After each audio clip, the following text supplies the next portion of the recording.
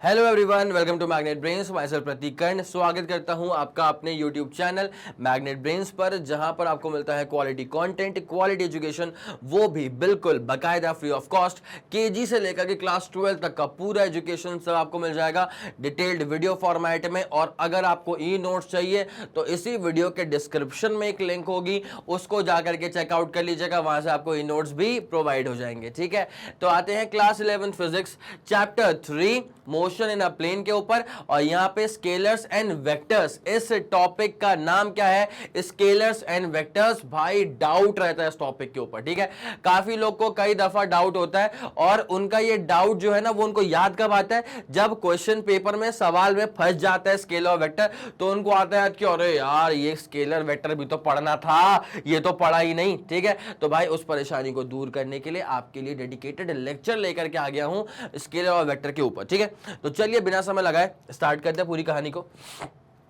In physics, we study a large number of physical quantities. Obviously, physics में बहुत सारी physical quantities होती हैं, उसमें से कई होती हैं स्केलर, कई होती हैं वेक्टर। स्केलर्स पे परेशानी नहीं होती बिकॉज स्केलर्स के साथ कोई डायरेक्शन का एसोसिएशन नहीं होता है। ठीक है, लेकिन वेक्टर्स में क्या होता है ना कि वेक्टर्स में डायरेक्शन भी आ जाता है, फिर एंगल भी आ जाता है, फिर रिजल्टेंट भी आ जाता है। फिर वेक्टर्स में प्रोडक्ट भी दो तरह के होते हैं, डॉट अलग होता है, क्रॉस अलग होता है। सर ये कब पढ़ाया था? तो बेटा प्लेलिस्ट में इस वीडियो से जस्ट पहले का जो वीडियो था वो था इंट्रोडक्शन लेक्चर। ठीक है, इंट्रोडक्शन लेक्चर के अंदर मैंने हर एक बात बताई थी भाई साहब कि वेक्टर्स का ना, इनफैक्ट मैंने वेक्टर्स को वहां पे हल्का सा पढ़ा भी दिया है, उसका जिस्ट भी आप तक मैंने पहुंचवा दिया है। ठीक है, तो जरा ध्यान देते हुए चलेगा। In physics we study a large number of physical quantities which are broadly classified into two categories. अब वो कौन कौन सी दो कैटेगरीज हैं? एक है स्केलर क्वांटिटी और एक है वेक्टर क्वांटिटी। ठीक है, तो अब स्केलर्स क्या होते हैं, वेक्टर्स क्या होते हैं, वो यहाँ पे लिखा हुआ है। तो अगर आप डेफिनेशंस में अटकते हैं तो यहाँ पे आपके पास कहानी है, अगर आप इसके बेसिक कंटेंट में अटकते हैं तो आपके पास यहाँ पे पूरी कहानी लेक्चर के दौरान पूरी फैली हुई है। ठीक है, तो डेफिनेशन ये आपके पास, scalars are those physical quantities which have magnitude but have no direction. ठीक है, स्केलर्स के पास क्या होगा? इनके पास मैग्नीट्यूड होगा। मैग्नीट्यूड का मतलब क्या होता है? मैग्नीट्यूड का मतलब होता है वैल्यू। ठीक है, अगर स्केलर क्वांटिटी है तो उसके पास वैल्यू होगा बट इसके पास कोई डायरेक्शन नहीं होगा। लेकिन अगर आप वेक्टर्स, एग्जांपल क्या है इसका? फॉर एग्जांपल मास हो गया, लेंथ हो गया, टाइम हो गया, वर्क हो गया, ठीक है, डिस्टेंस हो गया, इन सब के पास कोई भी ना मतलब डायरेक्शन नहीं होता है। ठीक है, they just have value, no direction, because इनको एक्सप्रेस करने के लिए डायरेक्शन की रिक्वायरमेंट भी नहीं होती है। ठीक है, अगर किसी चीज को एक्सप्रेस करने के लिए डायरेक्शन की रिक्वायरमेंट नहीं है तो वहां पे अटैच नहीं करा डायरेक्शन, और अगर डायरेक्शन को अटैच नहीं करा तो बन गया स्केलर क्वांटिटी। मान ली फॉर एग्जाम्पल मैं बोलता हूं कि भाई टाइम हो रहा है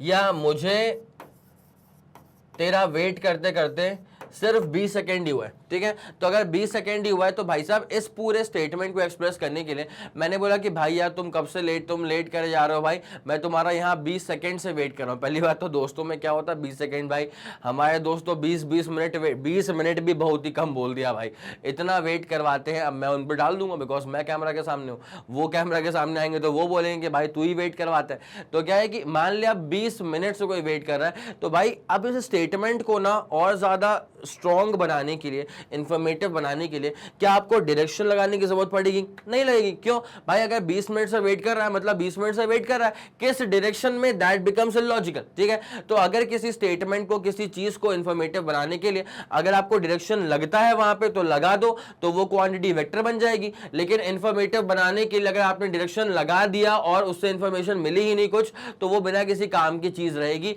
तो अगर डायरेक्शन की रिक्वायरमेंट है तो लगाओ, उसे बोलेंगे वेक्टर क्वांटिटी। और अगर बिना डायरेक्शन बताए या अगर डायरेक्शन है ही नहीं कुछ, ठीक है, तो ऐसी क्वांटिटीज को कहा जाता है scalar quantities. For example time, भाई टाइम को एक्सप्रेस करने के लिए मुझे डायरेक्शन की रिक्वायरमेंट कब से पड़ने लगी? भाई टाइम को एक्सप्रेस करने के लिए डायरेक्शन की रिक्वायरमेंट कब से पड़ने लगी? नहीं है उसकी जरूरत, तो फिर time is a scalar quantity. वहीं पे वेक्टर्स क्या होता है बेटा? वेक्टर्स क्या होता है? तो vectors are those physical quantities which have both magnitude and direction. ठीक है, वेक्टर्स के पास वैल्यू भी होती है, वेक्टर्स के पास वैल्यू भी होती है, दे हैव मैग्नीट्यूड, और वेक्टर्स के पास डायरेक्शन भी होता है, डायरेक्शन भी है। ठीक है, अब मान ले किसी बॉडी पर मैंने फोर्स अप्लाई करा, ठीक है भाई, बेसिक कॉन्सेप्ट है, कॉन्सेप्ट है, कॉन्सेप्ट है। ठीक है, मान ले ये एक मेरे पास एक हॉरिजॉन्टल प्लेन है और मेरे पास एक बॉडी है, ठीक है। अब मैंने इस बॉडी पे ना दो फोर्सेस को अप्लाई कर दिया। एक फोर्स लग गया मेरा यहाँ पे, वो फोर्स है 20 न्यूटन का, और एक फोर्स मेरा मैंने लगा दिया है इन द बैकवर्ड डायरेक्शन, और इस फोर्स की वैल्यू भी क्या है 20 न्यूटन। भाई क्या तुम यहाँ पे आंख बंद करके 20 प्लस 20 और 40 का फोर्स कोट करने वाले हो क्या? भाई मत करना ऐसी गलती, ठीक है। तो मैं समझ रहा है मेरी बात में क्या बोल रहा हूँ। यहां पे कोई अगर पूछ ले कि what is the net force, तो आप बिल्कुल भी इसका आंसर 40 न्यूटन नहीं देने वाले। क्यों? आपको पता है कि यार कैसे सर, कैसे पॉसिबल है ऐसा, इस वाली बॉडी पे 20 का फोर्स यहां लग गया और इसी बॉडी पे 20 का फोर्स यहां लग गया, तो इस बॉडी पे दो फोर्सेस काम कर गए, बराबर वैल्यू के दो फोर्सेस काम कर गए, but in the opposite direction. तो इस बॉडी पर नेट फोर्स क्या हो गया? 0, ठीक है। अगर तुम इस बात से कन्विंस्ड हो, मतलब तुम्हारा दिमाग चलता फिरता दिमाग है, ठीक है भाई। अगर मैं यहां पे पूछूं कि what is the net force, तुम क्या बोलोगे? सर 20 राइट में गया प्लस, 20 लेफ्ट में गया माइनस, तो नेट फोर्स इज 0 न्यूटन। तो मतलब इसका मतलब क्या है कि फोर्स को एक्सप्रेस करने के टाइम पे, तुमने खुद फोर्स के डायरेक्शन के बारे में सोच के देखा, ठीक है। तुमने खुद सोच के देखा कि फोर्स के डायरेक्शन क्या है, एक है राइट में, एक है लेफ्ट में, ऑपोजिट डायरेक्शन हो गया, तभी जाकर के नेट फोर्स 0 हुआ। अगर तुम दिमाग का ढक्कन बंद करके बैठे और तुम ये बोलो कि कितना फोर्स, अच्छा 20 यहां मारे हैं, 20 यहां मारे हैं, 20 और 20 40, भाई इतना गंदा काम अगर तुमने कर दिया ना, तो क्या ही बोलूं मैं अब, ठीक है। ये वाली बात समझ में आ गई, तो भाई साहब अगर फोर्स को एक्सप्रेस करने के लिए, आई बात समझ, अगर फोर्स को एक्सप्रेस करने के लिए या किसी भी क्वांटिटी को एक्सप्रेस करने के लिए अगर आपको डायरेक्शंस के बारे में सोचना पड़ रहा है, इसका मतलब that particular quantity is absolutely a vector quantity, it's as simple as that, ठीक है। तो वहां पे वही लिखा हुआ है, vectors are those physical quantities which have magnitude. भाई साहब ये 20 न्यूटन क्या है? Magnitude, value. ये वाला 20 क्या है? मैग्नीट्यूड, वैल्यू, ठीक है। तो vectors are those physical quantities which have both magnitude and direction. और एग्जांपल क्या है इसका? वेलोसिटी हो गया, एक्सेलरेशन हो गया, मोमेंटम हो गया, फोर्स हो गया, ठीक है। वेलोसिटी का बेसिक फॉर्मूला क्या होता है? भाई जहां पे टर्म दिखे उसका फॉर्मूला याद रख लिया करो। जहां पे टर्म दिखे तो तुम बाद में सोचो ना कि अरे भाई ये टर्म का फॉर्मूला क्या होता है यार, कितने सारे फॉर्मूले, अरे हैं तो हैं फॉर्मूले, लेकिन याद भी तो तुम ही करोगे ना भाई। सब कुछ तुम्हें ही चाहिए, काम तुम्हें करना नहीं है। किस काम का भैया? एक्सेलरेशन क्या होता है सर? ये होता है change in velocity upon change in time, ठीक है। उसके बाद मोमेंटम का फॉर्मूला क्या होता है? मोमेंटम का फॉर्मूला होता है मास इनटू वेलोसिटी। मोमेंटम का फॉर्मूला हो जाता है मास इनटू वेलोसिटी। और फोर्स का फॉर्मूला क्या होता है बेटा? फोर्स का फॉर्मूला हो जाता है मास इनटू एक्सेलरेशन। भाई सब चीजें लिख दी है मैंने तुम्हारे लिए, अब कम से कम पढ़ना तो स्टार्ट करो। पक्का ये वाला फंडा पूरा क्लियर हो गया बेटा? इसका स्क्रीनशॉट लो, उसके बाद फिर अपन चलते हैं इसके अगले स्लाइड के ऊपर। पक्का? 3 2 1 रेडी गो डन। चलो, उसके बाद कहा गया है कि graphically a vector can be represented by a straight line with arrow head on it that is an arrowed line, ठीक है भाई। वेक्टर्स को ना वैसे भी अपन शो करते हैं, इसे मान ले वाई एक्सिस है, एक्स एक्सिस है। मैं बात कर रहा हूं पोजीशन वेक्टर की, मैं किसकी बात कर रहा हूं? पोजीशन वेक्टर की बात कर रहा हूं। तो मान ले अगर कोई पॉइंट मैंने यहां पे बना दिया और मैंने पूछा कि भाई इस पॉइंट का पोजीशन क्या है, इस पॉइंट का पोजीशन वेक्टर कैसे बनाओगे? तो कुछ नहीं करना है, तुम्हें स्टार्टिंग करनी है फ्रॉम द ओरिजिन और मार देनी है एक लाइन। ओके ठीक है, कोई दिक्कत नहीं है। इस पॉइंट को मैं बड़ा कर देता हूं। अरे ये तो बहुत ही अजीब सा लगेगा फिर, ठीक है। रुको तो ये रहा इसका पोजीशन वेक्टर, ठीक है। तो ये जो अपन ने एरो बना के रखा है ना बेटा, ये arrowed line itself graphically represents the vector. क्या बोला मैंने? This arrowed line itself graphically represents the vector. अब जरा गौर करते हुए चलना बेटा, ये जो है ना, ये इसको अपन कहते हैं टेल। ये जो पॉइंट है ना, इसे अपन कहते हैं टेल ऑफ द वेक्टर। और ये जो ऊपर वाला है ना, इसको अपन कहते हैं टिप और या फिर head of the vector. Tip बोल लो या फिर हेड ऑफ द वेक्टर बोल लो, कोई दिक्कत नहीं है। बेसिक फंडा ही यार, टफ चीज थोड़ी ना यार, टफ चीज थोड़ी ना है, एकदम सिंपल चीज ही है, ठीक है।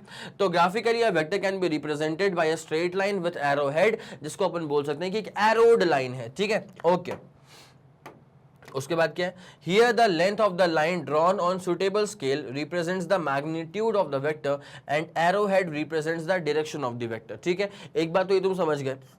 अब जरा ध्यान देना, मान लो फॉर एग्जाम्पल अगर ऐसा होता है कि एक बड़ा फोर्स काम कर रहा है, ठीक है, एक बॉडी है, अगर ज्यादा फोर्स काम कर रहा है तो अपन ने ऐसे एक लंबा वेक्टर बना दिया, इस तरफ काम कर रहा है 10 न्यूटन। ठीक है, अगर मान ले कम फोर्स काम कर रहा है, ठीक है, अगर मान ले कम फोर्स काम कर रहा है तो अपन एक छोटा वेक्टर बना देंगे, मतलब length of the vector basically represents the magnitude also taken on a given scale. ठीक है, हर बार वैसे अपन स्केल यूज करते भी नहीं है, लेकिन फिर भी कॉमन सेंस वाली बात है यार, अगर ज्यादा फोर्स काम कर रहा है तो हल्का सा ना बड़ा वेक्टर दिखा दोगे ना तो वो क्या है, ग्राफिकली भी समझ में आता है सटीक तरह से। ठीक है, अगर कम फोर्स काम कर रहा है तो वो ग्राफिकली छोटा सा वेक्टर बना दो, इसकी लेंथ जो है ना वो कम रख लो, कोई दिक्कत नहीं है। उसके बाद जो डायरेक्शन है ना इस एरो की, वो डायरेक्शन इस फोर्स की डायरेक्शन है, या फिर ऐसा मान ले जहां फोर्स काम कर रहा है ना उसी डायरेक्शन में हमने वो एरो मार दिया है, फोर्स का एरो, कोई दिक्कत वाली बात तो नहीं है, वेक्टर का एरो, कोई दिक्कत वाली बात नहीं। ठीक है, तो यहाँ पे क्या था, here the length of the line drawn on suitable scale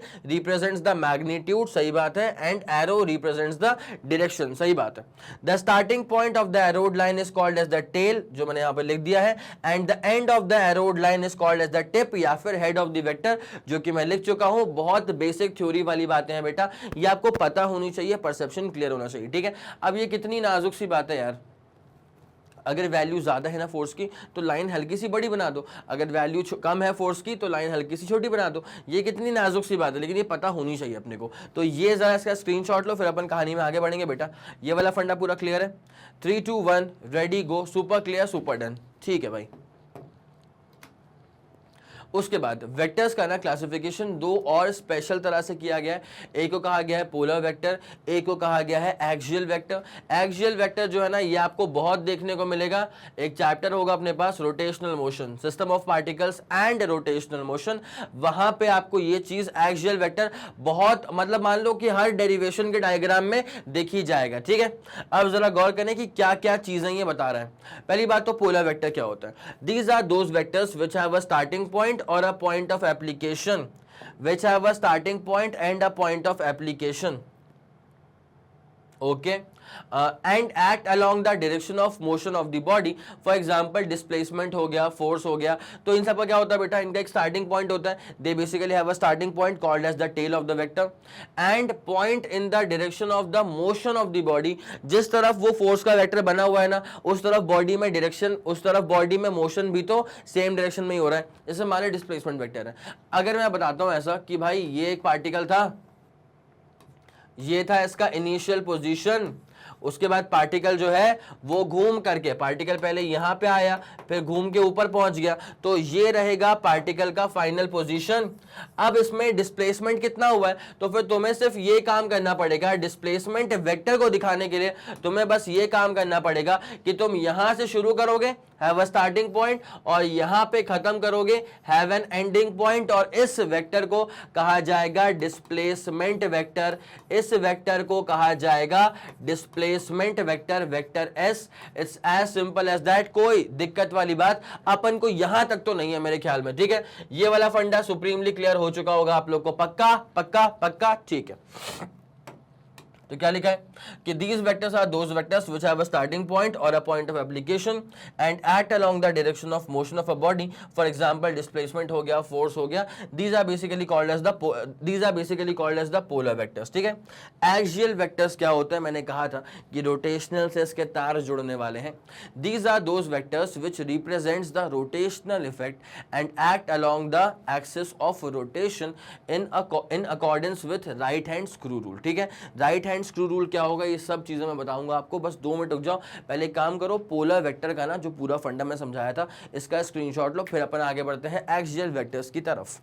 चलो भाई ठीक है, तो ये वाला फंडा पूरा क्लियर हो गया होगा। तो एक्सियल वेक्टर क्या होता है कि these are those vectors which represent rotational effect and act along the axis of rotation in accordance with the right hand screw rule. अब सर ये राइट हैंड स्क्रू रूल क्या होता है वो आपको जानने को मिलेगा यहाँ पे। ठीक है, जरा गौर करो, जैसे मान लो अगर एंटी क्लॉकवाइज रोटेशन होता है, ठीक है, तो आपको ना बस अपने हाथ को ऐसे करना है। अगर एंटी क्लॉकवाइज रोटेशन होता है तो भाई उसी तरह से अपने चारों उंगलियों को कर्ल कर लेना, ठीक है।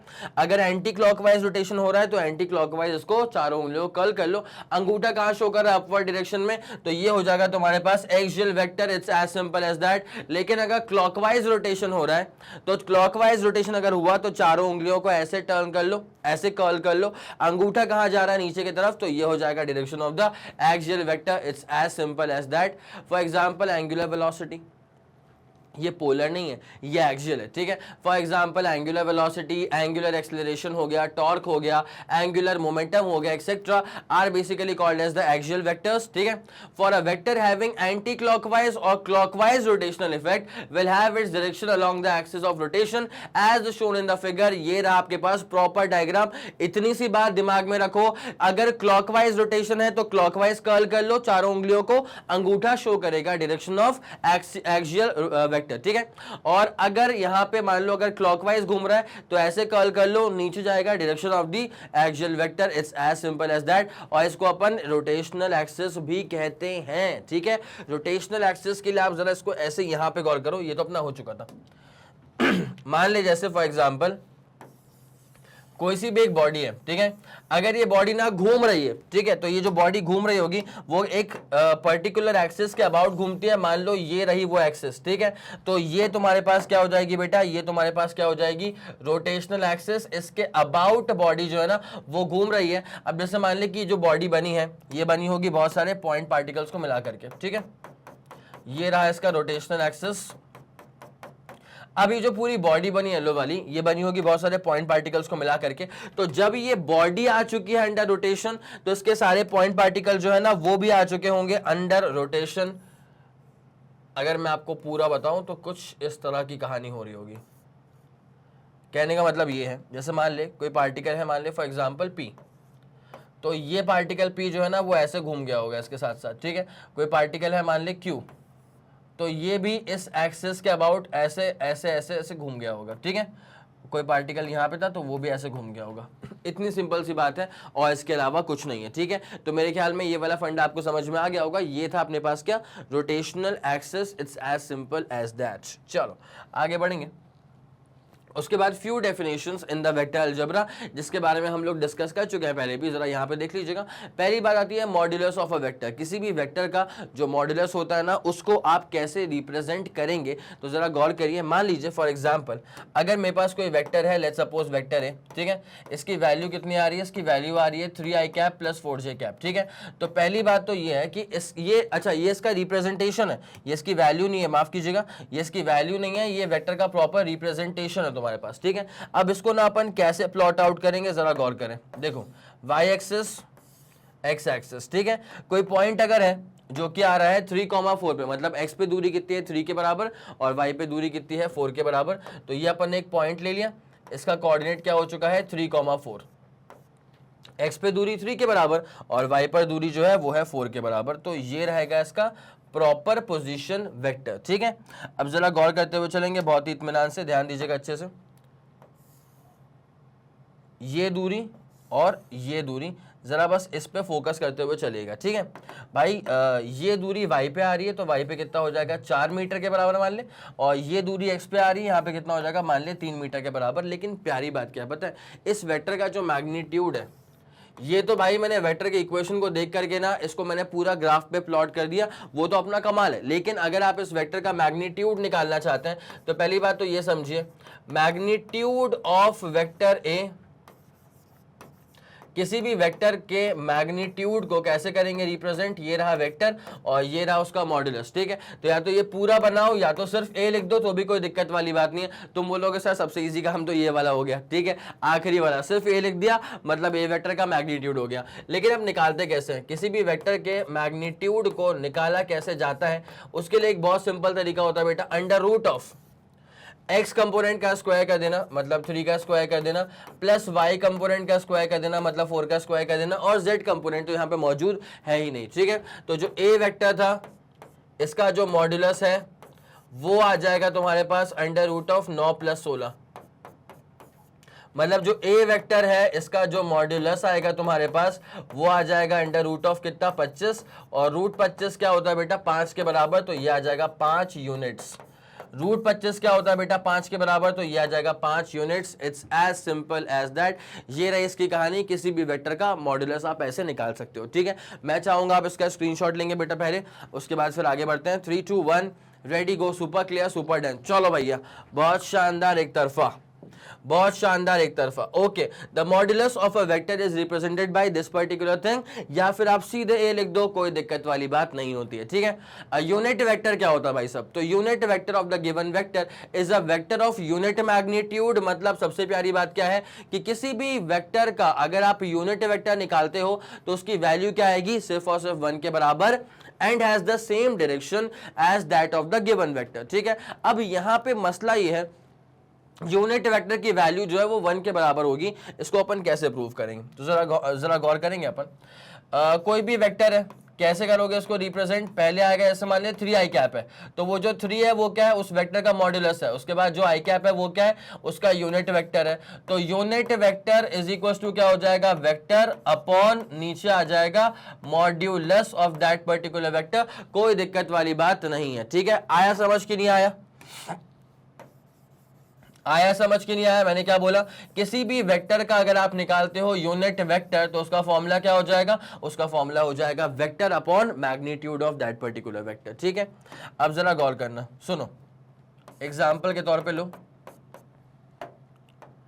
मान लो कोई वेक्टर अगर गिवन है तुमको एज लाइक ए वेक्टर तुम्हें गिवन है एज लाइक, मान लो अभी अपना एग्जांपल था ना 3 आई कैप 4 जे कैप वाला, तो ये रहा 3 आई कैप 4 जे कैप। ठीक है, अपने को ये निकालना है कि what is the value of the unit vector, मतलब यूनिट वेक्टर ए कैप का वैल्यू क्या होगा, मतलब मॉडुलस क्या होगा। ठीक है, तो नाउ अब आ जाओ उसके सोल्यूशन के ऊपर। भाई अगर आपको यूनिट वेक्टर का वैल्यू निकालना है तो ये क्या हो जाएगा, ये हो जाएगा vector upon modulus of that particular vector. Unit vector is equals to vector upon modulus of that particular vector. ठीक है, तो देयरफॉर जरा गौर करो, unit vector is equals to, ये सिर्फ फॉर्मूला है इसका। ठीक है, यूनिट वेक्टर का फॉर्मूला क्या होता है, वेक्टर अपॉन मॉड्यूलस। बाद में जब इसकी वैल्यू निकालनी होगी वो मैं निकाल दूंगा। ठीक है, लेकिन अभी के लिए just vector upon modulus of that particular vector. ठीक है, तो जस्ट वेक्टर क्या था अपने पास, 3 आई कैप प्लस 4 जे कैप, अपॉन नीचे क्या आएगा, modulus of that particular vector, 3 का स्क्वायर प्लस 4 का स्क्वायर। ठीक है, तो ये अपने पास कहानी में क्या हो जाएगा, 3 आई कैप प्लस क्या हो जाएगा 4 का जे कैप, और नीचे क्या हो जाएगा बेटा 5। It's as simple as that, कोई दिक्कत वाली बात नहीं है। ठीक है, तो ए वाले वेक्टर का जो मॉड्यूलस जो वेक्टर है बेसिकली, ठीक है, मतलब जो ए कैप है, यूनिट वेक्टर ऑफ ए जो है वो क्या हो जाएगा 3/5 आई कैप और 4/5 जे कैप। कोई दिक्कत वाली बात नहीं है, ये वाला फंडा पूरा सुप्रीमली क्लियर हो चुका होगा। नाउ अब आपको निकालना है ए वाले वेक्टर का मॉड्यूलस। अब आपको निकालना है क्या, अब आपको निकालना है ए वाले वेक्टर का मॉड्यूलस। तो वो कैसे आएगा, सुनते हुए चलना। ए वेक्टर का mod is equals to under root of, is equals to under root of, भाई एक्स वाले का स्क्वायर कर दो पहले, तो 3/5 का स्क्वायर करेंगे तो कितना हो जाएगा 9/25। उसके बाद क्या है, वाई वाले का स्क्वायर कर दो तो 4/5 का स्क्वायर करेंगे तो 16/25। ठीक है, जैसा आप इसको पूरा सॉल्व इन करेंगे तो कितना हो जाएगा 25/25। भाई मेरे वैल्यू कितनी आ गई, आया कुछ समझ, वैल्यू कितनी आ गई, यूनिटी के बराबर।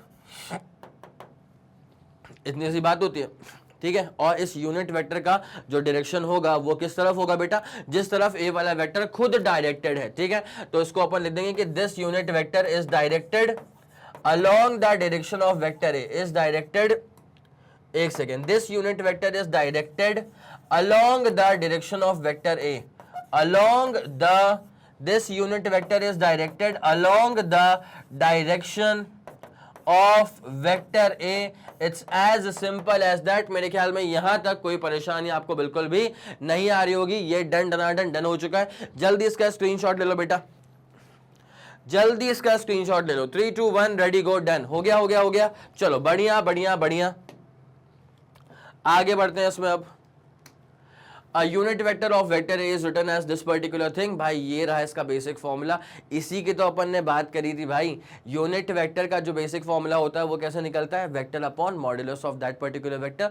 दस a unit vector in a given direction is also defined as a vector in that particular direction divided by the magnitude of that particular vector. Unitless quantity होती है, डायमेंशनलेस वेक्टर होता है और रिप्रेजेंट्स द डायरेक्शन ओनली। ठीक है, unit vector जो होता है ना बेटा, से मान लिया आई कैप है, जे कैप है, के कैप है, इसका प्राइमरी इंपॉर्टेंस क्या है कि इससे आप इसको देख करके आपको डायरेक्शन के बारे में जानकारी पूरी मिल जाती है। इतनी सिंपल सी बात है। ठीक है, कोई दिक्कत वाली बात तो नहीं है। In Cartesian coordinates, I cap, J cap, K cap are the unit vectors along x axis, y axis and z axis. It's as simple as that। ये जरा इसका स्क्रीनशॉट ले लें और ऊपर लिखा भी हुआ है कि A cap is read as basically A cap और A hat भी कह सकते हैं, और इसके बाद तो बेसिक फॉर्मूला आपके सामने यहाँ पे प्रस्तुत कर ही दिया गया था। ठीक है, तो मेरे ख्याल से स्केलर्स ऑफ वेक्टर्स का पूरा फंडा आपको सुप्रीम तरह से क्लियर हो गया होगा। एकदम नॉर्मल सी बातें थी, लेकिन आपको सारी की सारी सुप्रीम तरह से क्लियर कर दी गई हैं।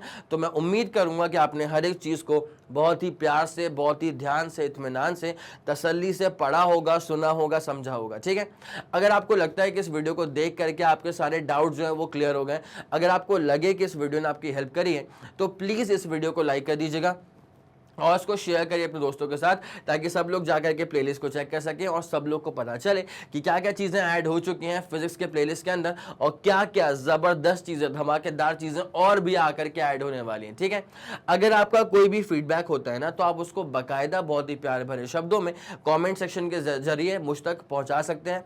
अगर फीडबैक को देख के लगा कि हाँ भैया इस पर तो काम करना चाहिए या फिर इस पर तो काम किया जा सकता है, तो बिल्कुल काम किया जाएगा। इसको लेकर के आप बिल्कुल बेफिक्र रहिए। ठीक है, तो क्लास करते हैं अब यहीं पे खत्म। और जैसे कि आप लोग जानते हैं कि मैग्नेट ब्रेन जो प्रोवाइड करता है वो है English medium as well as Hindi medium वाली क्लासेस। ठीक है, मतलब इंग्लिश मीडियम में भी पढ़ाई चल रही है और हिंदी मीडियम चैनल पर भी सेम फुल पावर में, इतनी इंटेंसिटी के साथ हर तरह से रिकॉर्डिंग में आपकी हेल्प की जा रही है, लाइव क्लासेस लिए जा रहे हैं। तो जितना काम इंग्लिश मीडियम के चैनल पे हो रहा है, उतना ही काम हिंदी मीडियम वाले बच्चों के लिए भी हो रहा है मैग्नेट ब्रेन्स हिंदी मीडियम पे। ठीक है, उसके बाद सीबीएसई बोर्ड है, दिल्ली बोर्ड है, बिहार बोर्ड है, यूपी बोर्ड है, एमपी बोर्ड है, राजस्थान बोर्ड है, वैदिक मैथ्स क्रैश कोर्स और स्पोकन इंग्लिश। इसके अलावा अगर आपको कोई भी इंफॉर्मेशन चाहिए तो आप मैग्नेट ब्रेन्स के ऑफिशियल वेबसाइट पर विजिट कर सकते हैं। Thank you so much.